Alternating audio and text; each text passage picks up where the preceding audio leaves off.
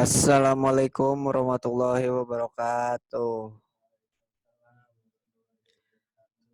Perkenalkan, kami dari kelompok 2 akan mempresentasikan analisis titik impas atau cost volume profit analysis, disingkat CVV. Anggota kelompok kami ada 4. Yang pertama ada saya, Muhammad Saidin Ajis. Yang kedua ada Andika Pratama. Yang ketiga ada Hasan, dan yang keempat ada Lutfi Ardi. Lanjut ke materi yang pertama. Yang pertama ada manfaat analisis break even titik impas. Break even point dapat diartikan sebagai suatu titik atau keadaan di mana perusahaan di dalam operasinya tidak memperoleh keuntungan dan tidak menderita kerugian. Dengan kata lain, pada keadaan itu keuntungan atau kerugian sama dengan nol. Hal tersebut dapat terjadi bila perusahaan dalam operasinya menggunakan biaya tetap dan volume penjualan hanya cukup untuk menutup biaya tetap dan biaya variabel. Apabila penjualan hanya cukup untuk menutup biaya variabel dan sebagian biaya tetap, maka perusahaan menderita kerugian. Dan sebaliknya akan memperoleh keuntungan bila penjualan melebihi biaya variabel dan biaya tetap yang harus dikeluarkan.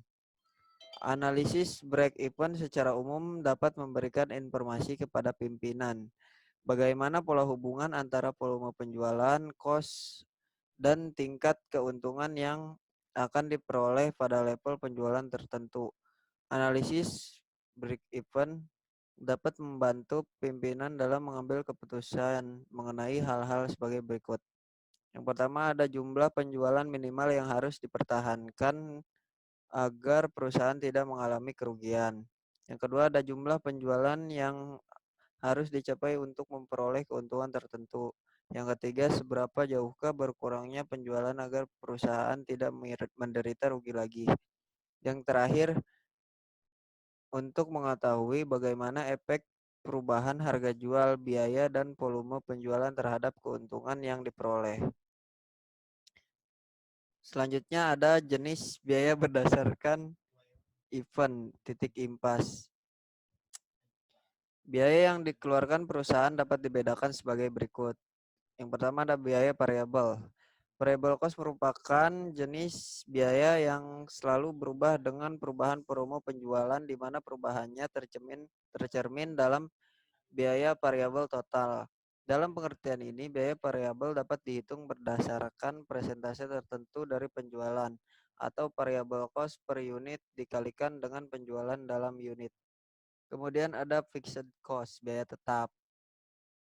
Biaya tetap merupakan jenis biaya yang selalu tetap dan tidak terpengaruh oleh penjualan melainkan dihubungkan dengan waktu. Sehingga jenis biaya ini akan konstan selama periode tertentu.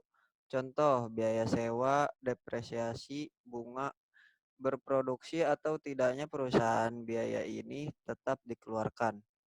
Kemudian yang terakhir ada biaya semi variable cost. Semi variable cost merupakan jenis biaya yang sebagian variabel dan sebagian tetap, yang terkadang disebut dengan semi fixed cost. Biaya yang tergolong jenis ini misalnya sales expense atau kondisi bagi salesman, di mana komisi bagi laboratorium mengembangkan akuntansi. 43. Salesman ini tetap untuk range atau volume tertentu dan naik pada level yang tertinggi. Terima kasih. Selanjutnya akan dilanjutkan oleh Andika Pratama.